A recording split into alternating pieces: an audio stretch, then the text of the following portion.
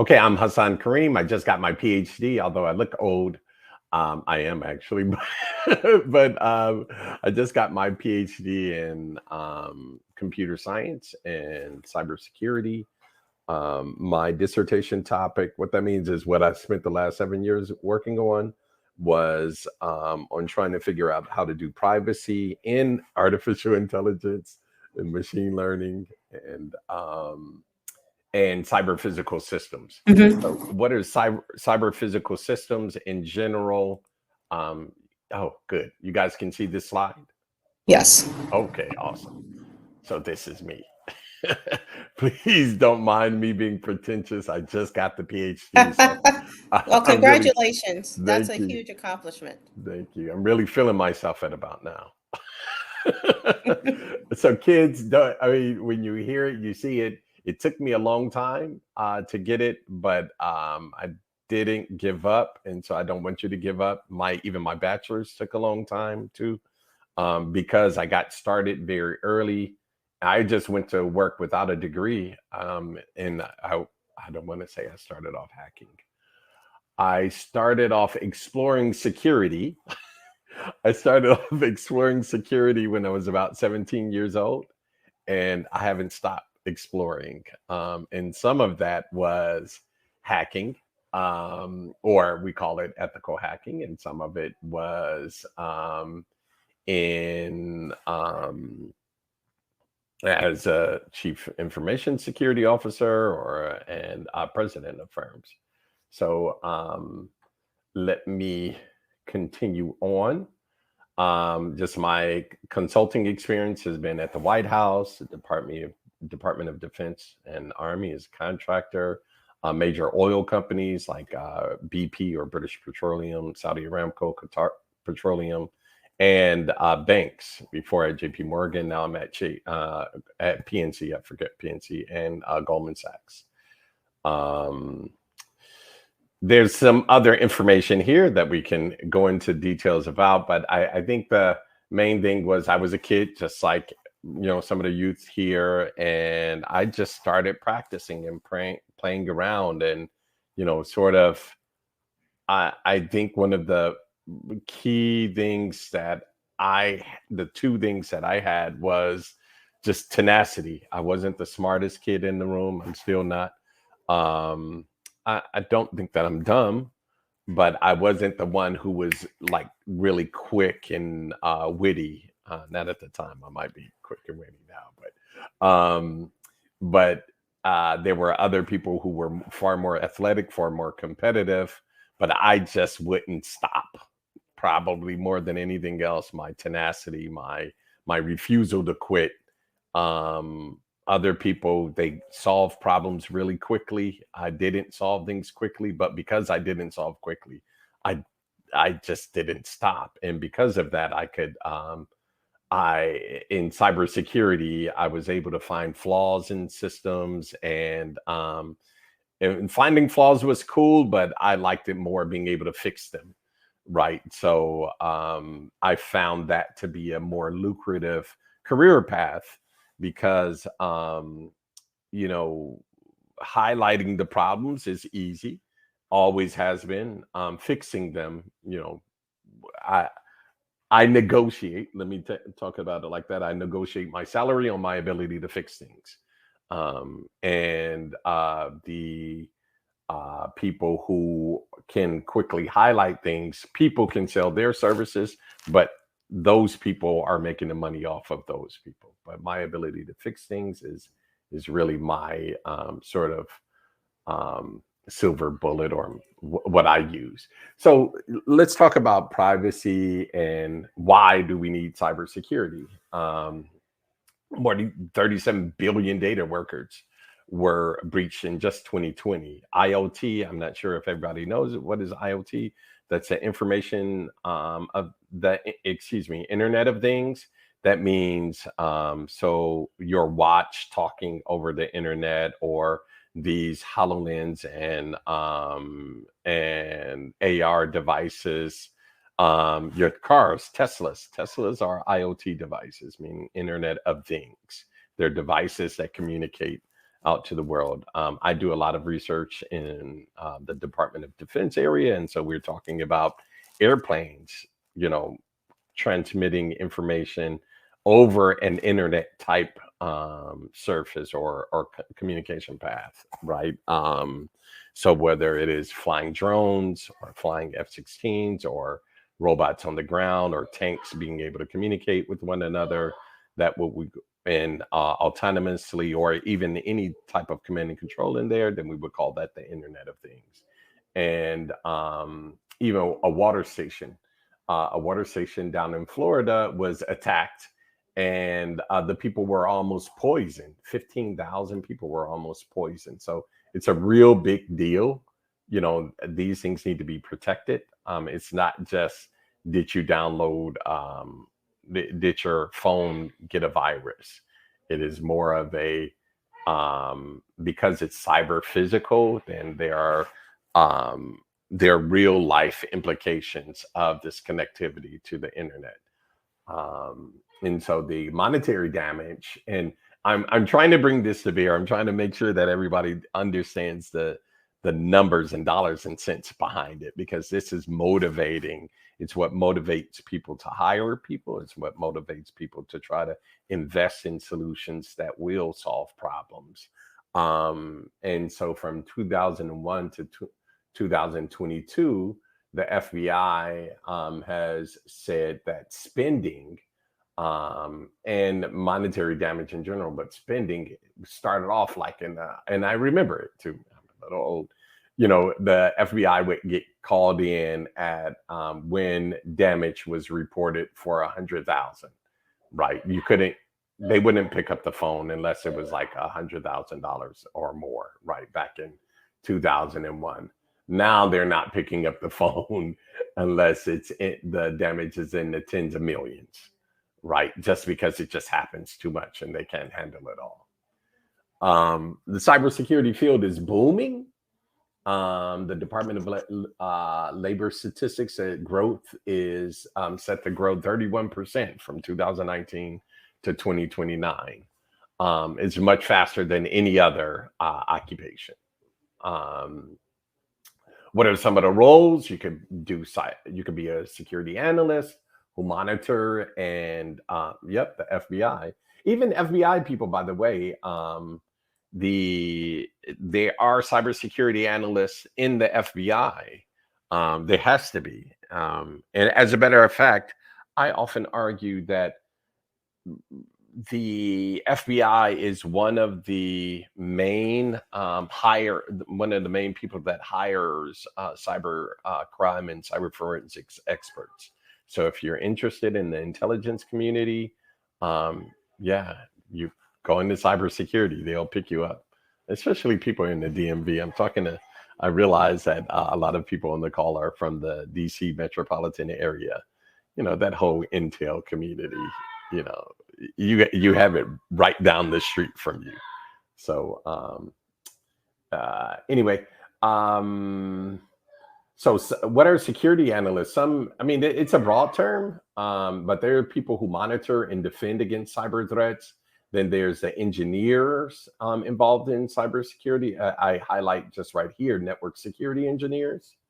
And there are also computer security engineers. I'll go into more of those. But engineers are just the ones who do implement controls and fix controls. And by controls, I mean things that impact the security of a system. And then the consultants, they might do a little bit of everything, but mostly it's advisory and trying to tell you, hey, you should do this, you should do that.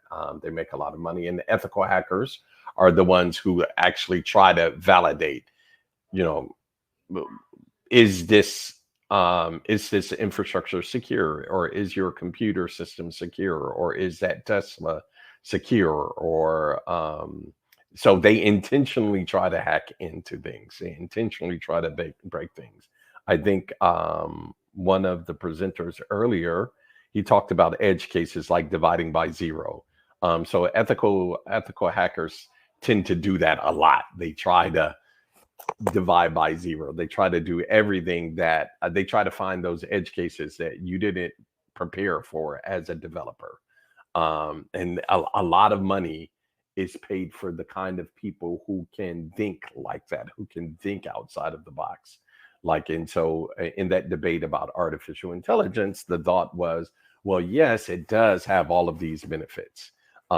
Hackers, however, and the system infrastructure people in general know, yes, it has these benefits, but there are some controls that haven't been implemented, and so why it's okay for there to be, and why it's understandable that there was a hung jury earlier.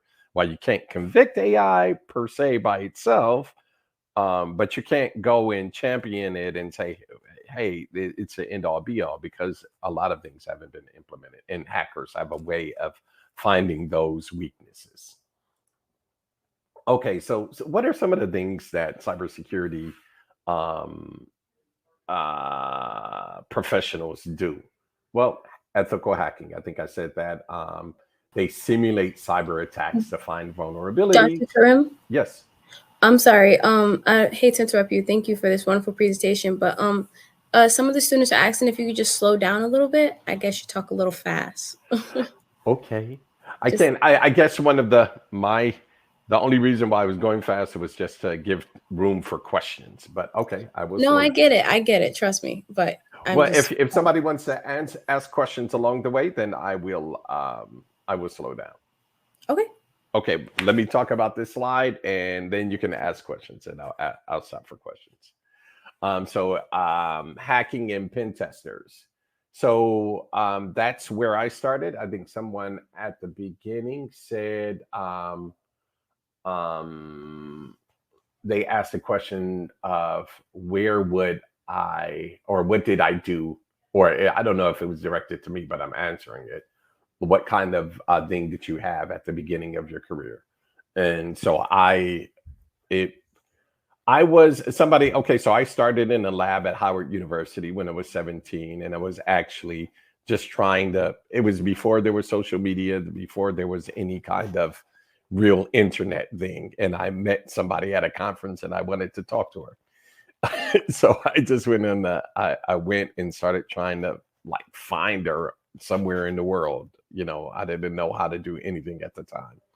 And when I was sitting there, the lab manager said, "You tell me about TCP IP." I'm like, "What? Who is that?" Like, no, when I come back and ask you tomorrow, I want to know what is TCP IP. And that challenge was set in front of me, and I read books. We actually read books back then. And I was able to answer it, and then I wanted to share that information there, and so they said, "Okay, put it on a web server." But there were no web servers available at the time. I mean, we were doing the first web servers. So anyway, I started hosting websites and developing websites, and then some people were using our computer systems to run gaming infrastructures. And they weren't supposed to be doing that. So I started trying to stop them. So I would go in, but I needed to figure out, like, how do you know this game is running? Okay, I would kill that process. And then who had the process running? Oh, it was this guy. Okay, let me kick that user out, right? And remove his account. And then, a couple of days later, or a couple of weeks later, I would see the same process running again under another account. So then I would do that. So it became this cat and mouse, but I got good at looking for things and looking for telltale signs of, a malicious event. And I got good at finding the people that were doing it. And then one time, the summer I was working at the White House, I was teaching some upward bound students, and I was in a room like this. Well, not really like a room like this, but anyway, a bunch of students sitting around. They were ninth grade students, and I asked everybody what they wanted to do. There was a girl named Angela Hart. Now I remember this. This was like a long time ago, and I still remember her name. She said, "I want to be a cyber forensics," or it wasn't cyber, because there was no term called forensic cyber back then. She said, I want to be a crimes investigator that tracked down hackers from around the world. And she described this. I said, okay, tell me more. Because I at the time, I was just, working in the lab, not really knowing what any of this stuff was. And she said, I imagine myself being in the cave with a bunch of computer screens and detecting an event in Russia from Moscow that ended up in a place in Los Alamos lab in California. I want to be, I think it's California.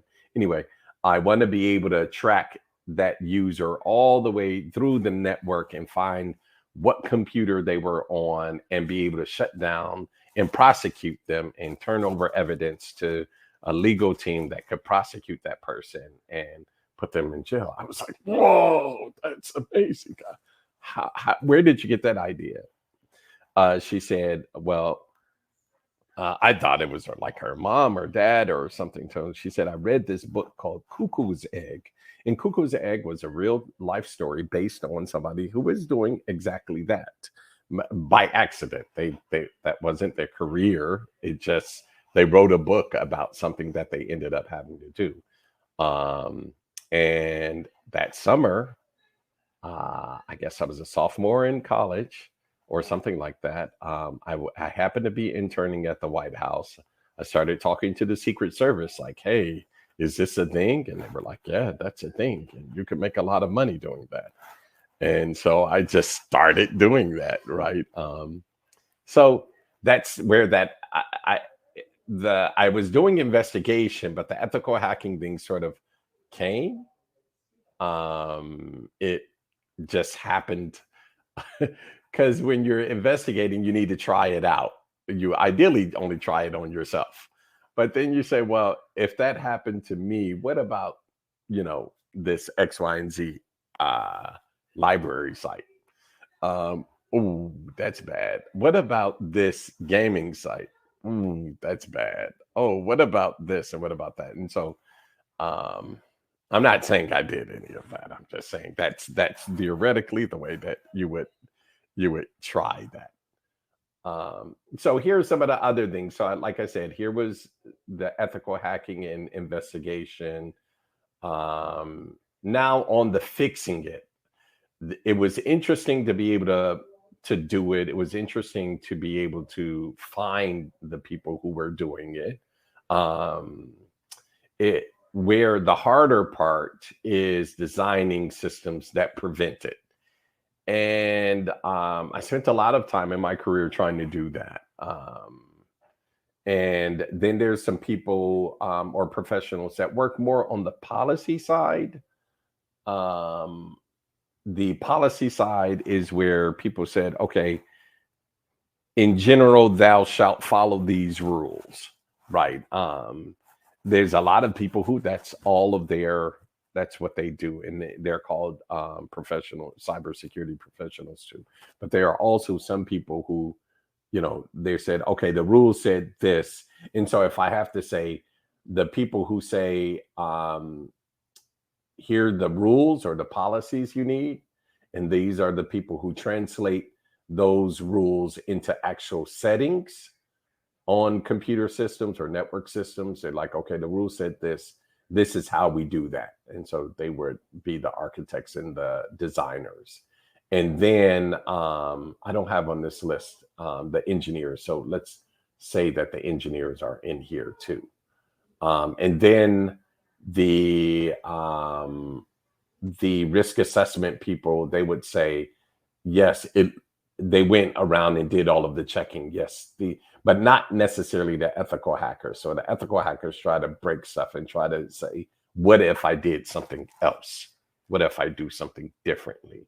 Whereas the risk assessment people, they say, okay, you say you're supposed to do this. What risk remain if we have those controls in place? Any other questions? Any questions? Let me stop right here.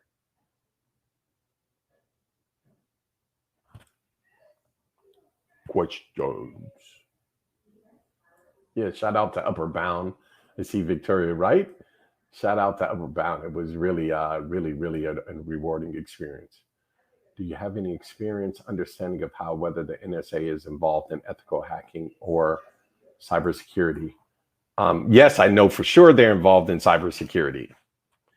The ethical hacking part, I have no knowledge of that. The likelihood that they're not involved is so slim. But anyway, I have no knowledge that they are. If that's a question was directed at me, I'm sure there's some NSA folks on this call or who are involved in the intelligence community. But cybersecurity in general, a lot of the technology that we use today, it has been vetted by them at minimum, as if not shared by them or DISA or one of the other federally funded agencies that are involved in this space.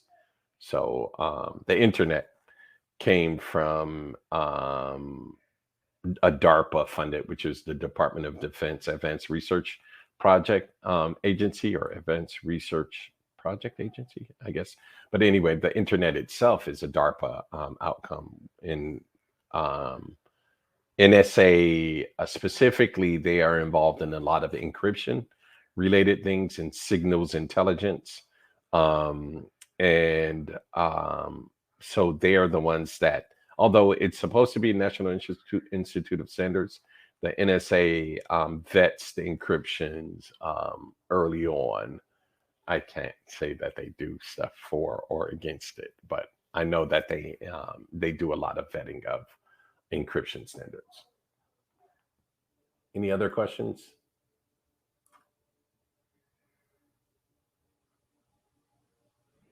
Okay. All right, let me go on to career paths. Does anybody want to know how to do this stuff? What kind of careers? How has cybersecurity changed my life? Cybersecurity has been my life. I don't know how it changed my life. It has been my life.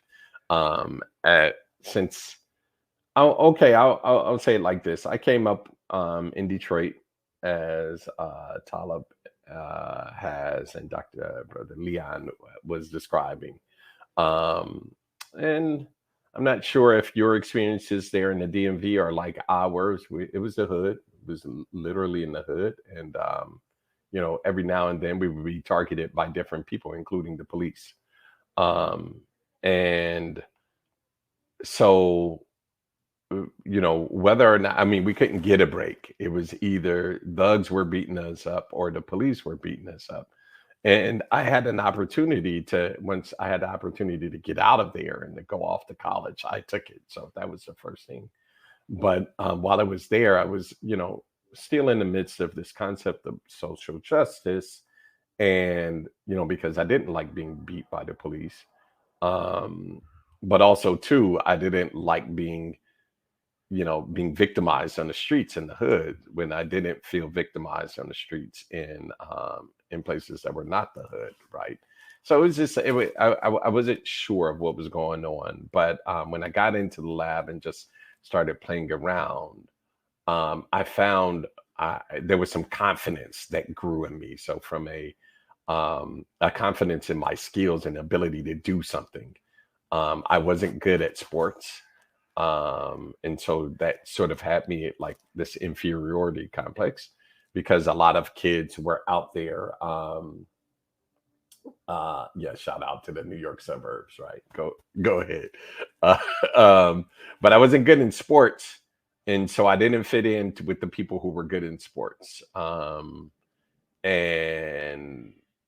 there wasn't a real place for me, but computers, I found a place for me. Gamers was just starting at the time.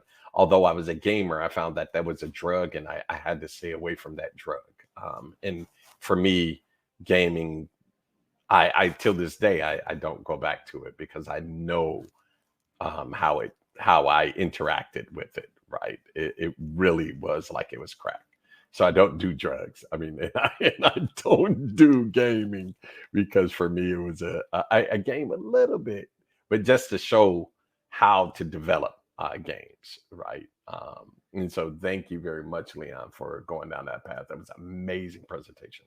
But it changed my life. One thing that I did do cybersecurity wise, I mean, besides the fact that it is my life, it didn't change my life. It is my life. I mean, for 30 some odd years.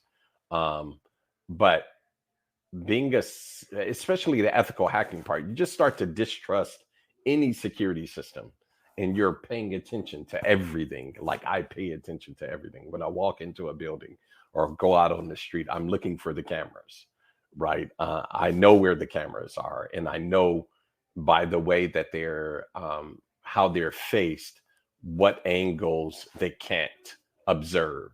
I don't try to play in with those angles, but I'm paying attention to the weaknesses. And so my whole perspective on life has changed that. But from a security or from a life perspective, I've been able to feed my family my whole life because of cybersecurity. So if that answered that question. Kids, students, parents, any questions?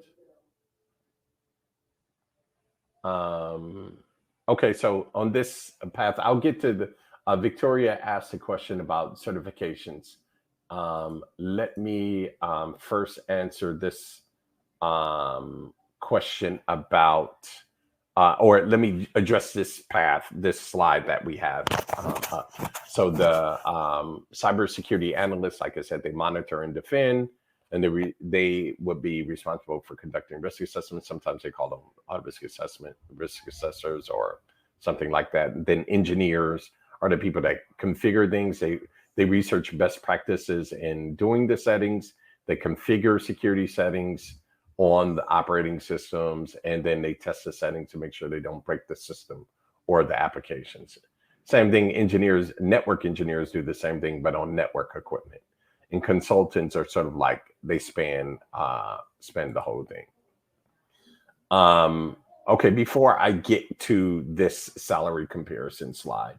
So Victoria asked, I think cybersecurity is a major player now because our generation grew up with playing around with HTML and MySpace, right? I remember that. Nigerian princess asking for money, right? We live in the cyber world. So it absolutely, there isn't a way to escape cybersecurity as a field, as a profession. It just will be here forever. But there was a question.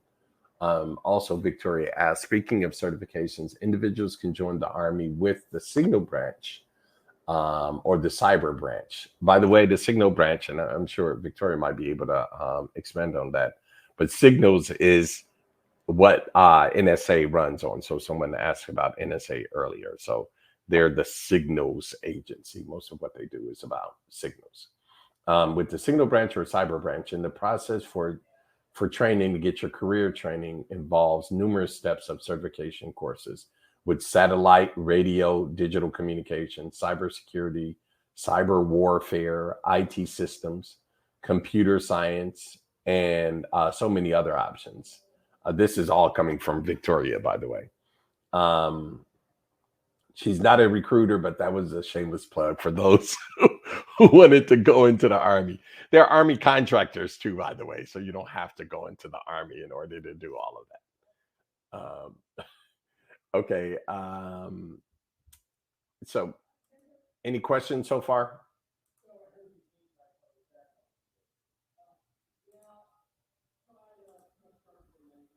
Yeah, military is a great option, definitely. But it's not the only option. I think I will continue to be. I didn't go. I couldn't go. I had asthma. So, and even if you could go, the non-military option, I would recommend, the non-military options, you never have to put your life on the line. So if that's a thing, if your life matters at all to you, then consider. But many of us, we don't have choices because there's no other way to pay for it, pay for this education and things like that, or at least that's what our lives look like. But if you have other options to pay for school, And then later on, I remember when after I got my degree, or after I already had some experience, I said, oh, okay, let me look back at the military, because I did want to serve my country. And I did want to make sure I knew I had some skills that most people in the world didn't have. And so I did some military contracting from that perspective. So, I, definitely, serving. And even right now, all of my research is funded by the military. So it's definitely one of those things that you want to be involved in, but you don't have to put your life on the line. That's my point on that. Yeah, we got some Air Force folks in here. Yes. How expensive? There was a question. How expensive are IT training camps, and would you recommend them? If you are self-motivated, I don't think you need it. I think Leon said, try, do more than anything else. Do more than anything else. Do. There's too much on YouTube, too much. There's one thing called Kali Linux, and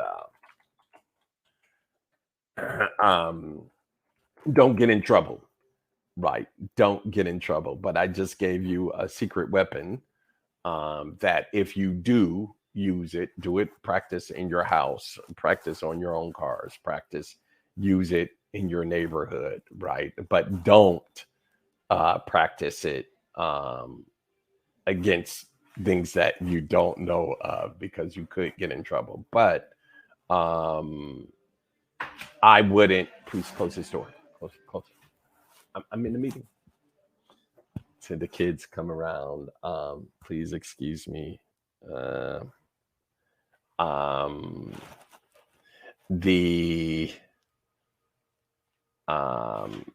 So the question was, how many more minutes? I don't know. 2 minutes if you want. 1 minute. I'm finished. Shh, don't say that top 3. Don't put Kali Linux up there. I didn't share that. That wasn't for me. Okay, so I'm finishing this up. As we can see, cybersecurity professionals make a lot of money. But I think the doctor said at the beginning, a lot of money is relative to where you live, right? I would say, and one thing that people often don't factor in is if you have 2 professionals earning money, then it looks real good, right? So imagine having 2 cybersecurity engineers, 2 married people living together, each making $126,000. Then you're living pretty nice, even in the DMV. And if you're cybersecurity architects, 2 of y'all, you see how that works. You see how the calculus works. So cybersecurity is definitely something you want to get into. What should you major in? Computer science, IT, criminal justice, even forensic science. In some of the certifications that they mentioned, CompTIA Security Plus, Certified Ethical Hacker, CISSP. These are all, if you have these, you get jobs, even just the certs by themselves. But I will say, without a degree, your career is limited. I faced that. I didn't get my bachelor's degree until 16 years after I got into the field, but I was limited, and so even if I had the certifications, it didn't benefit me until I had the degrees. I mean, no, I could get a job with the certifications, but it was the degrees that allowed me to advance. How can you get started? Gain experience at home right now, working with computers. Get internships, do volunteer work, do personal projects. That's what that whole gaming hackathon is about. Network with professionals, like we're saying, do it now, and then stay up to date.